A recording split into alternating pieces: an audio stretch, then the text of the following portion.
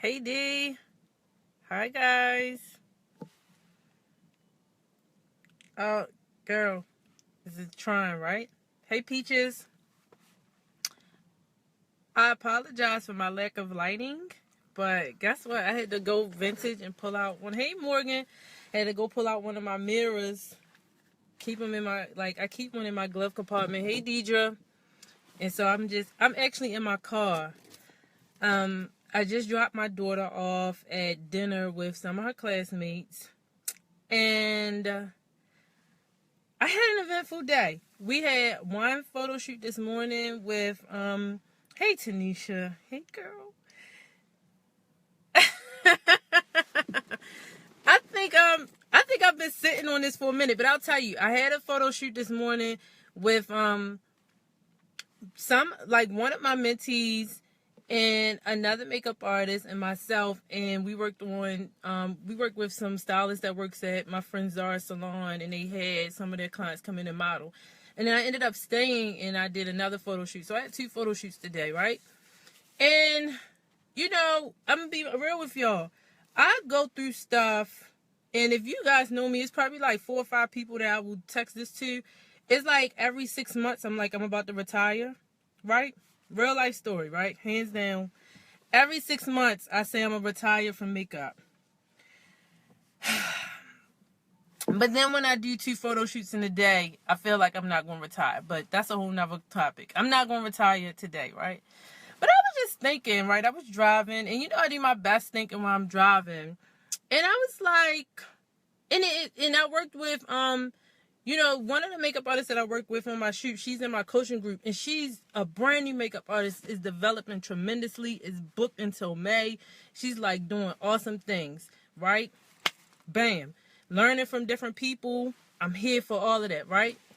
And I was just thinking about the times that I've met artists or I've seen artists who work and their work never evolves, right? Or you go to a photo shoot, or you go to work on a production set, right? A TV set, but your makeup, it still looks like makeup for a wedding.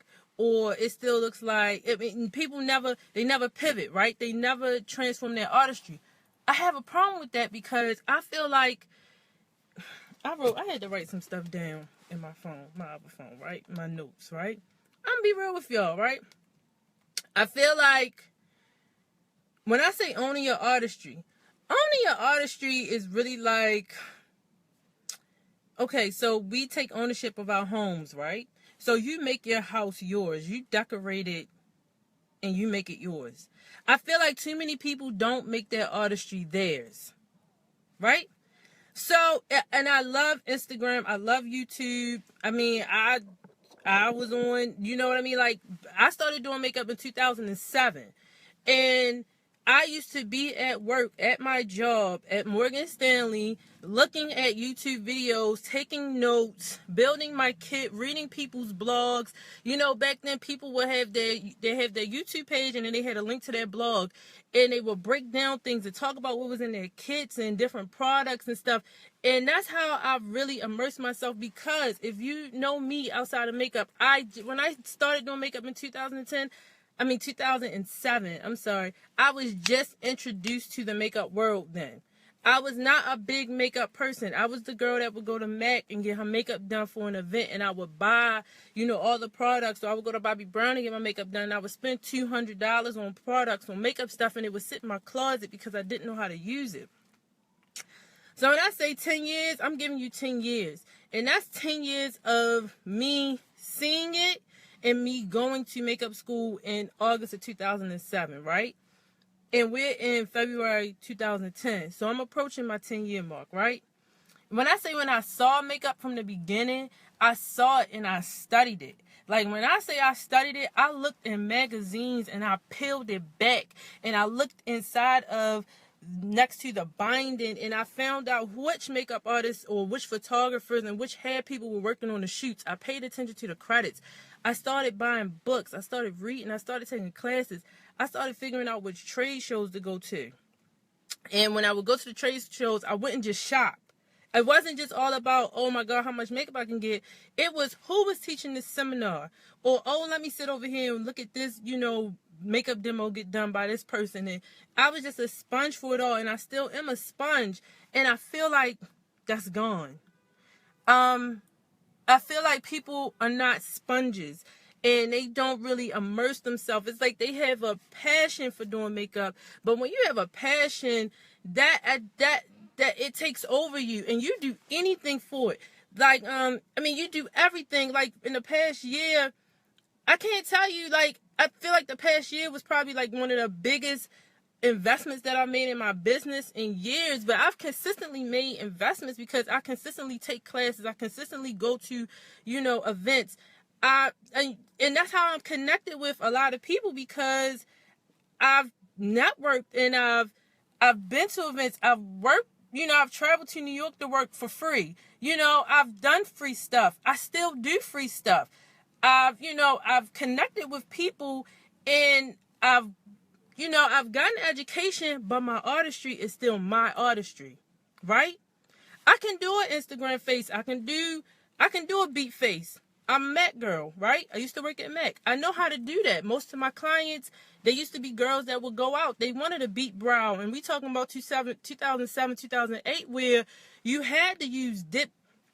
You had to use, dip down in the brow and sculpt the brow out. I've been there. I've done that, right? So for me to see it now, like, that's not an evolution to me. That's not new to me. That's old to me, right? Evolution is seeing how you can still master the brow without putting in a dark, gel-based material. Why do your clients' brows have to be sculpted like that? And knowing that if you have a client that wants a sculpted brow, being able to give her that, being able to follow up and give the next person a lightly filled in brow, or brow that's filled in just with brow gel. You get what I'm saying? It's knowing when to pivot. So I feel like too many people don't know when to pivot because they've never taken ownership of their artistry. Real talk. You can learn from all the people. You can go to, all the classes. But if you don't get out there and physically do it. Oh, and I'm just not saying practicing on your friends either. I'm talking about like getting into a photo studio, right? Hear me out. And working with a photographer. Looking at your finished makeup work on a huge, screen that was shot maybe with a 85 lens that's like really close, a really tight shot, and really investigating and looking at your work. Is it crisp? Is it finished? Are your lashes in order? Are your lashes symmetrical? Are they the same length on both sides? Are your lashes curled up? Is your mascara clean under the bottom of your model's eye? How can you do that? Like, that's for me, that's what I'm talking about, taking ownership, right? That end-to-end service. You seeing you having a vision for your work. You seeing your model or you're seeing your client and you executing, right? But not only you executing, you have to think about the finished things, right? Nikki, it drives me insane because I'm like, the finishing. I was at an event and Kathy Aragon was there, and Kathy Aragon was saying that, a way that you can always challenge yourself is going back and making sure like your finishing skills are up to par, right? And that finish, right? That crisp, that finishing look, if you're doing a gel liner, is it clean, right? Is your line solid, right? Things like that. Does everything look crisp? And two, I also want to talk about, I get requests from people who, people who want to do makeup. They want to be a makeup artist, right? And like I told you guys, I've been doing this for a while. Some people want to do it and they want to be a makeup artist, but they have not started anywhere. They have not read a book. They have not researched anything. They probably couldn't tell me like 5 makeup artists who are working in TV and film, 5 makeup artists who are working in fashion, 5 makeup artists who are working on beauty campaigns or have worked on beauty campaigns, even for some of the brands that they spend thousands of dollars with, right? For me, that's not taking ownership. Jason, and I love working with you, Jason, because you know your shit. You know your references. You know what you're doing. You take your art very seriously. You take ownership of your styling. I can say that, hands down. You take ownership of it. You know it. Yes, Jamila, you have to dig deeper because, you know, a selfie is just you, right? I can sit home and I can do my makeup for hours. I can do my own makeup for hours, right? But that's not challenging me. The challenge is to replicate my aesthetic on a client and still make them feel like them and still, you know, they still look like them, right? Like, that's the challenge. They have to feel comfortable, you know. We have to collaborate on it in a way. I'm a makeup artist, you know, we see things in people when we first look at them, right? So I can see someone, I'm like, oh my God, her skin looks amazing. Like, I would love to, you know, put some foundation on her or sculpt her face, or oh my God, look at her brows. Like, I would just love to, you know, elongate her brow a little bit more, fill in her brows some more. We do that in our minds, right? So I feel like it is taking it further because then it becomes, once you work with personal clients and even whatever clients, like, you have to take your client's vision in mind, and then you have to compute how can you bring your vision and their vision together, right? But when you do that, that's a part of the service piece. But when you do that, you still have to maintain like your integrity as an artist. The artistry should still be precise. It should still be blended beautifully. It still has to be pretty. It still has to look good. Yes, parent. You know, and that's why I respect you. I feel like it's become like a 1% of artists who really know what's going on. I feel like it's 1%. It's a minority. Hey, V. Hey, girl. It's just such a small minority. It's getting smaller by the moment. But I don't understand why it's getting smaller because, like, for me, I follow a bunch of different artists on Instagram. Instagram makes it so much easier to find people, to follow them. And some of the bigger artists, they might have crazy followings. And some of them, they might have, you know, 1,000 followers, 1,200 followers, 7,000. You know, they might have under 10,000 followers, right? But you really get to see their work. And like, even if you look at Essence magazine, my buddy Danielle Lewis has done makeup for Essence. I'm sure I have some other people that watch this video who've done makeup for Essence.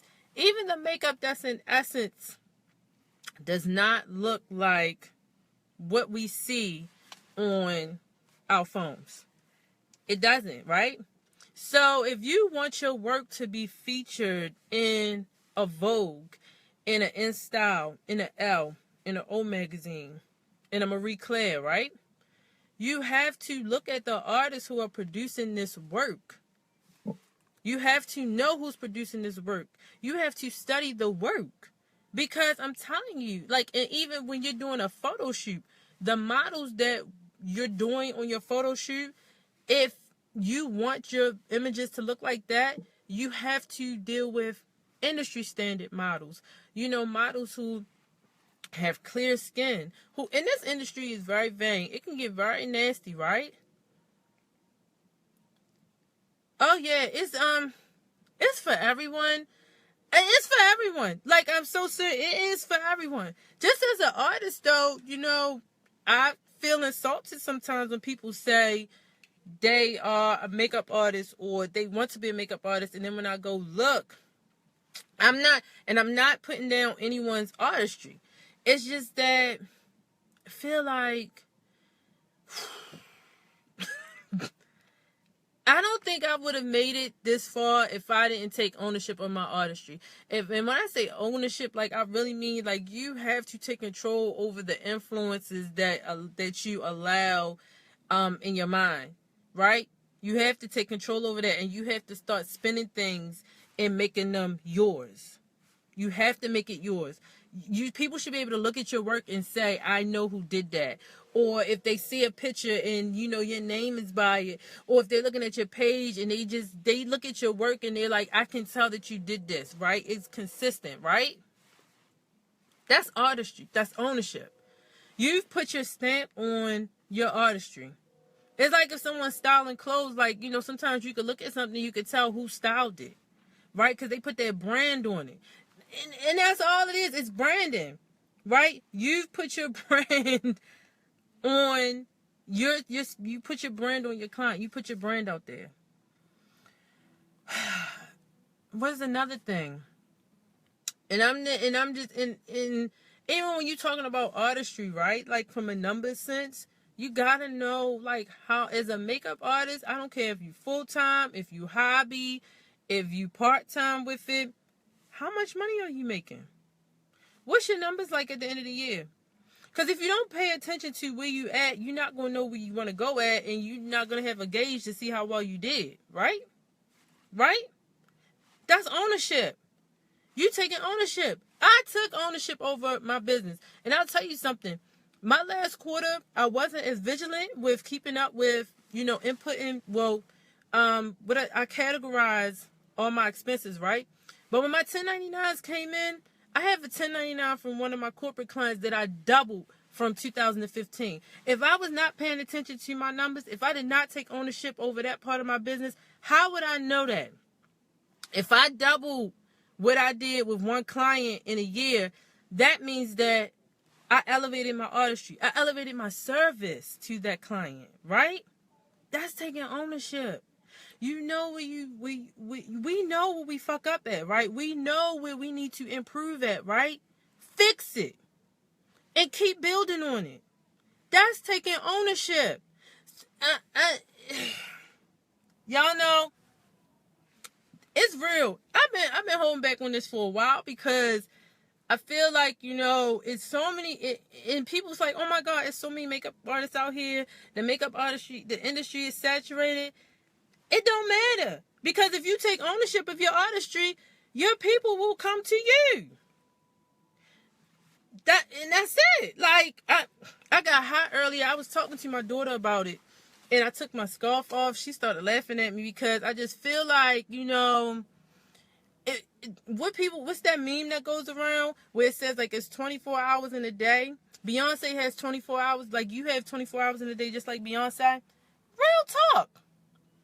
I'm so honest with you guys because I'm telling you, it's someone out here who is busting their ass, who is staying up late, who is sending emails, who's making phone calls, who's making connections. It's someone at New York Fashion Week right now who wasn't there last year, working behind the scenes.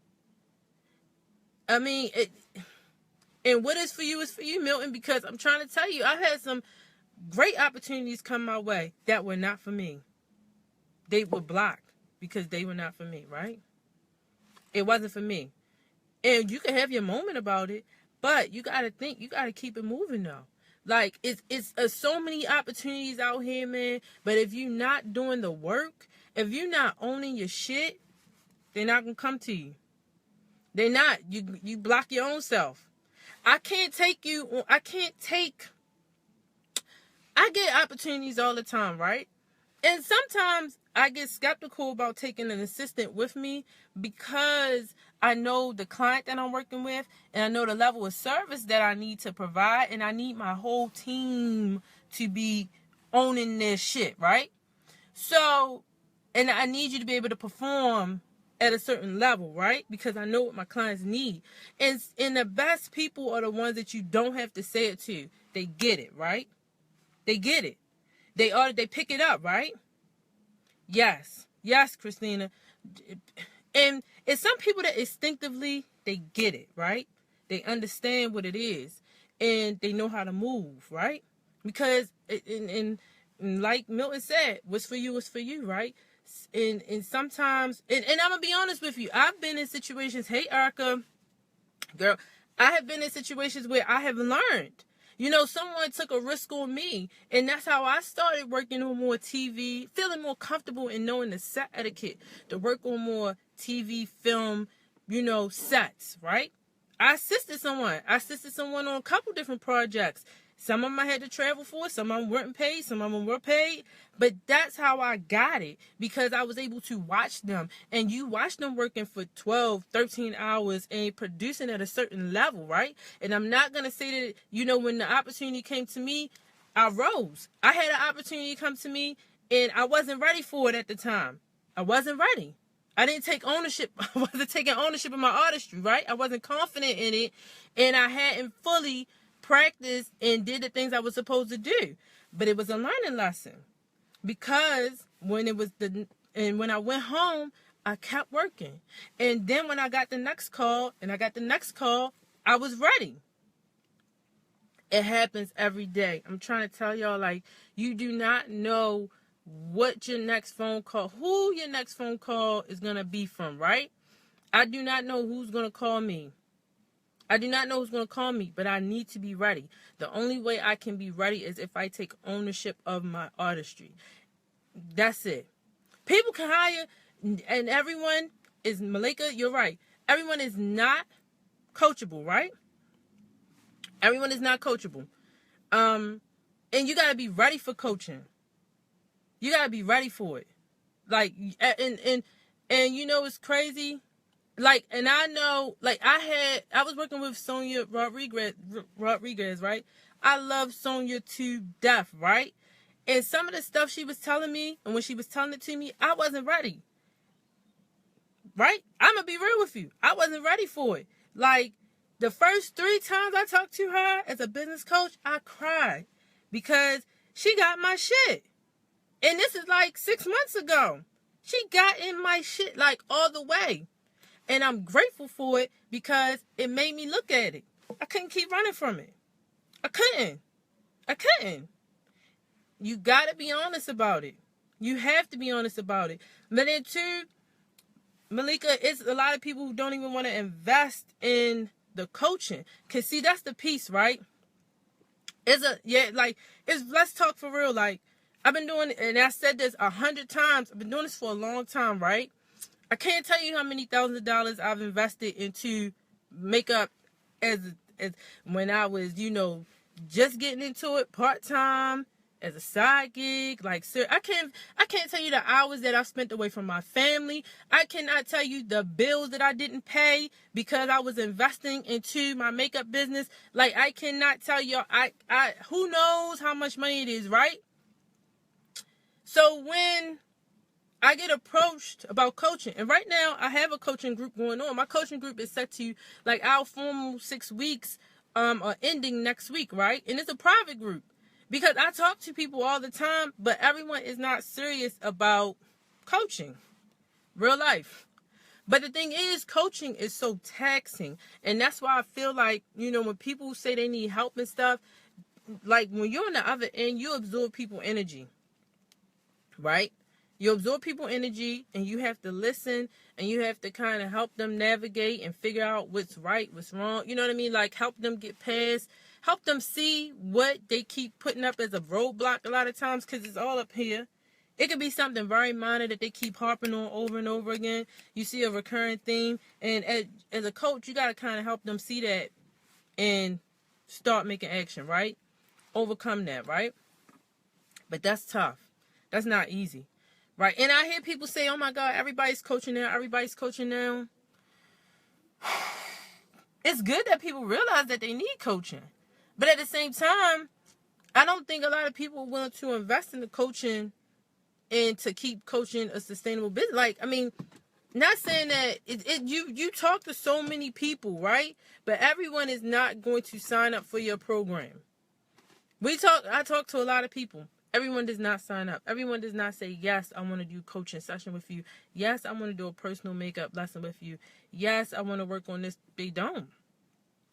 It is what it is, though. But I know for me, I know the sacrifices that I made. Like, I was just doing my taxes the other day, and I was categorizing some of my expenses, and one of the payments was to Sonia. And I was like, God damn. And I put a rule on it. So it was recurring. So I physically saw it as a line item, because when I was paying her, I wasn't even paying attention to the money coming out and how I was getting the money. I know I was just paying it.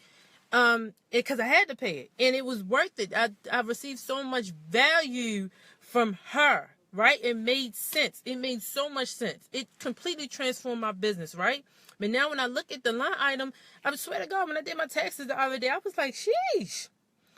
But like I told you, I doubled my income with one of my corporate clients this year. I made more money than what I made last year. Just in general, like, it works. These things work.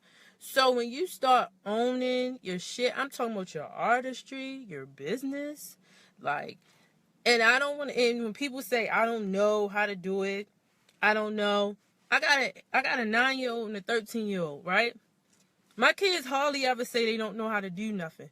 They both have laptops. They have an iPad. They have cell phones. One has an iPhone, one has an Android. It's this thing called Google, right? And this thing called YouTube, and they read blogs. Like, if they have a question, 9 times out of 10 they will come to me first. But then if it's something deeper, I'll tell them, let's Google it, let's look it up together, right? So when people tell me I don't understand how to do this, or I don't know how to do that, right? You got the cell phone, right? You got a cell phone? You got access to the library. You have access to your network of people. So that means that you're not using all your resources, right? You're not taking ownership.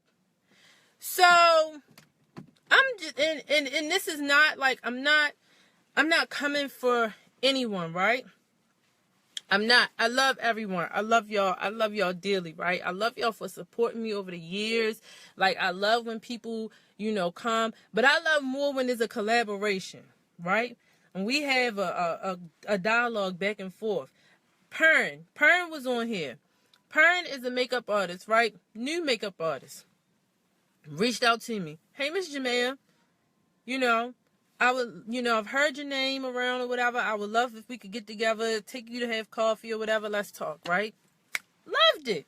Went to have coffee. We had a whole conversation. And I'm just not talking about, we talking about how to do makeup. We talking about products. We talking about makeup artists. We talking about the industry. Like, I like a conversation like that, because that's someone who has educated themselves on what's going on, and then just not there to say, hey, let me pick your brain, right? No, you can't do that. You cannot do that, because people actually schedule phone calls with me to have a coaching session or a strategy session or a discovery session to see, even a consultation call. My brides have to book a consultation call with me so we can talk about their wedding. That's how it go, all the way around, because there's so much free information, and you get the information and you try it. And then when you hit a roadblock, you keep going. You go to the side. You find another way out. A book that helped me considerably in my career was Crystal Wright's got handbook for hair, makeup, styling, manicurists probably on there too. That guide is a Bible for anybody working in this business. That book is a Bible.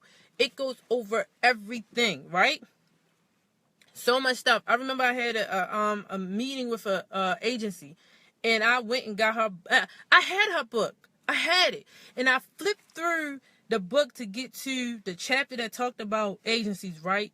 And I did what it said did. I crafted up some questions that I wanted to ask them. I tweaked my book. I got my images printed out. I did the size that she said. Is it like 11 by 13 or something like that? I got my leather bound book, and I went to New York and I had my meeting, and I was prepared. Why? Because I did the research. Excuse me. And Crystal Wright has her 3-day class every year. Like, real life. So if we on this call, right? Like, we not even on a call. We're on Facebook Live. It's just certain things that and Crystal Wright, I'll tell you, she's at the makeup show every year. She's on Instagram. And some people might say, oh, she's doing the mentorship with Rennie. She been doing this. She like OG, like Ben. That's where you got to go to the source for the information, man. Like, because, and I see people, they make these memes, or they talk about stuff, or they talk about this person is saying this, or this, this influencer is saying that. You know why they saying it? Because they read a book. They read a book with the source book. Case in point, I read a book. It's called The 6-Week Year, right? How to do more in a year. You could get, if you're working on a project that would typically take you a year, it should only take you like 6 weeks, right? You can condense it down to 6 weeks, right? Read this book like 2 years ago. Saw a girl on Instagram doing 6 week, yeah. Girl. Now, if I didn't read the original book, I wouldn't knew what she was inspired by, where she got it from. That's what I'm trying to tell you, man. Y'all got to understand your references. You got to understand where people coming from. It's nice to, to follow people and to love their work and stuff. But you have to know the source. You got to know your shit. You got to take ownership of it, man. Even when we talking about, service to clients, and it's an end to end. And that's not just for a wedding, and that's just not for a photo shoot. That's always, answering the questions, doing the things that, you have to think about these things. You got to think about the service from the beginning to the end. You got to cover all the bases, man. You got to take ownership for it. We get paid to do a really, really good service as a makeup artist, hairstylist, photography, manicurist. It's an end-to-end experience. And I'll tell you, I love going to get my nails done, because every time I go, they have thought about something different. Do you know they have earpieces? They have earpieces like how Sephora girls have earpieces. Why? Because they do not want to be screaming across their clients when they need something. So they get on the earpiece and they say, hey, can you... So they're not interrupting your appointment. It's genius, right? You have to think about the things that people are going to anticipate and need, right? That's like being a good assistant. Delicia, great assistant to me today. I had makeup on my hand, color, lip stuff, foundation. She's like, here you go, makeup wipes. Right there beside me. You have to anticipate. You got to be your client's best assistant, man. You have to give them the things that they didn't even think about before they needed it. And it's not just with a personal client. I'm talking about with anybody that you do business with, anyone that you service. Yeah. Being innovative. Yes, Malika. Yes. You just got to think about this stuff. I think that's it. I think that's all I wanted to talk about. But when I say ownership, I swear to God, I really feel like you have to take everything around you, man. You just got to make it your own. Same way how you take ownership in decorating your house. You know what I mean? Like, you decorate your house. You decorate it how you want to decorate it because it's your house. But you might have saw this couch on Pinterest, or you might have saw this tufted something over here, right? And you got inspired by that. Okay, but then you still like this fluffy rug. Oh, okay. And you put that together, but you make it yours, though. You put your family pictures up inside there, you put your keepsake around, you put your favorite vase over here with your flower. I got a flower that I've had for a long time. It has moved with me for like 3 different houses. It's a fake bamboo type of plant, but I just love it. That's me, right? I take ownership. Everywhere I go, it goes with me. It makes me feel like home. There we go. Make it yours, man. Make it yours. Okay, y'all. I apologize for my cursing if you just watching this. And I just want everybody to just elevate and really take ownership of it. Whatever you're doing, go further. Go further than anyone has to tell you to go further. Just do it on your own. Just be inquisitive. Just be naturally inquisitive about what you do. Figure out why. What's the why behind it? Why? Yes. All right, guys. Thanks, Pern. Thanks, Malika. All right, guys. I'm going to go. I hope everyone enjoys their Saturday evening. I love talking with you guys. I feel much better now that I got that off my chest. I've been holding on to it for a while, and I just had to really like, woosah. So, yes, I love everyone. Yes, I mean, it's so true. I love everyone. I hope you guys have a great weekend, and I will talk to you guys soon. Bye.